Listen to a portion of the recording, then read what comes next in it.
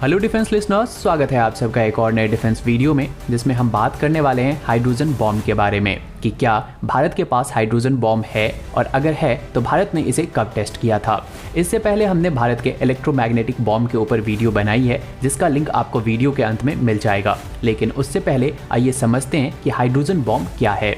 तो hydrogen bomb को thermonuclear bomb या फिर एच बॉम्ब भी बोला जाता है, जो कि एटम बॉम्ब का ही एडवांस वर्जन है। और 1 मार्च 1954 को जब यूएसए द्वारा वर्ल्ड के फर्स्ट एच बॉम्ब का परीक्षण किया गया तो वो जापान के हिरोशिमा और नागासाकी को बर्बाद करने वाले एटम बॉम्ब से भी ज़्यादा पावरफुल था।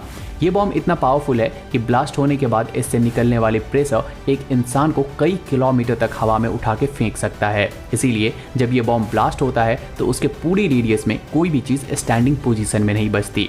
वहीं इस बॉम्ब की सबसे बड़ी खास बात यह है कि ये इतना छोटा होता है कि इसे किसी भी मिसाइल में लगाकर हजारों किलोमीटर तक मारा जा सकता है, जिससे इसकी डिस्ट्रक्शन पावर और भी कई गुना ज़्यादा बढ़ जाती है। इस बॉम्ब को बनाने का क्रेडिट एनरिको फर्मी को दिया जाता है, जबकि आज के टाइम में ये बॉम्ब भारत के अलावा USA, UK, China, France, Russia, Pakistan, Israel और नॉर्थ कोरिया के पास है। भारत द्वारा एच बॉम्ब की टेस्टिंग साल 1998 में की गई थी। ये बॉम्ब इतना खतरनाक है, ये पूरे अर्थ को तबाह करने की क्षमता रखता है। लेकिन सवाल ये है कि आखिर इतनी पावर एक छोटे से बॉम्ब में आती कैसे है। तो एच बॉम्ब में इनिशियल न्यूक्लियर फ्यूजन का यूज किया जाता है, जिससे कि एक मैसिव विस्फोट हो पाए, और इसके लिए इसमें एक स्मॉल अमाउंट में हाइड्रोजन के ही आइसोटॉप्स ड्यूटेरियम और ट्रिटियम को कंप्रेस्ड करके पहले मेल्ट किया जाता है, फिर इसे बॉम्ब के सेंटर में रखा जाता है, जिससे कि एक हाइड्रोजन बॉम्ब का निर्माण हो सके।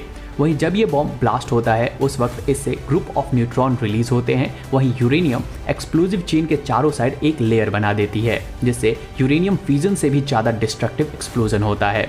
वहीं परमाणु बॉम्ब के अंदर यूरेनियम और या फिर प्लूटोनियम के एटम का विखंडन होता है और उससे सब एटॉमिक न्यूट्रॉन रिलीज होते हैं, जिसके कारण डिस्ट्रक्टिव विस्फोट होता है।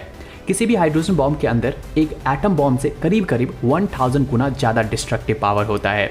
वहीं भारत के हाइड्रोजन बॉम्ब को लेकर साल 2017 में यूएसए की CIA द्वारा एक रिपोर्ट निकाली गई थी, जिसमें बताया गया थी कैसे भारत द्वारा हाइड्रोजन बॉम्ब को बनाया गया और फिर उसका टेस्ट परीक्षण किया गया। साल 2017 में CIA द्वारा बहुत सारी रिपोर्ट को ऑनलाइन किया गया था, जिसमें भारत के न्यूक प्रोग्राम से जुड़ी हुई बहुत सारी इंपॉर्टेंट जानकारी दी गई थी। जिसमें 1980 के दशक में जब पाकिस्तान द्वारा अपने न्यूक्लियर प्रोग्राम को स्टार्ट किया गया तो भारत किस तरीके से एटम बॉम्ब के बदले हाइड्रोजन बॉम्ब से जवाब देने की तैयारी किया था, इसके बारे में बताया गया था। तो साल 1980 में CIA द्वारा भारत के न्यूक प्रोग्राम के ऊपर बहुत ही बारीकी से नजर रखी गई थी और उन्हें जानकारी जुटाने में बहुत सारी कठिनाइयों का सामना भी करना पड़ा था। लेकिन भारत को जब ये पता चला कि पाकिस्तान अपने न्यूक्लियर बॉम्ब के ऊपर वर्क कर रहा है तो फिर भारत के तत्कालीन PM राजीव गांधी सर को एक और रिपोर्ट सौंपी गई थी, जिसमें यह बताया गया था कि पाकिस्तान अपने न्यूक्लियर प्रोग्राम के एडवांस स्टेज में पहुंच चुका है।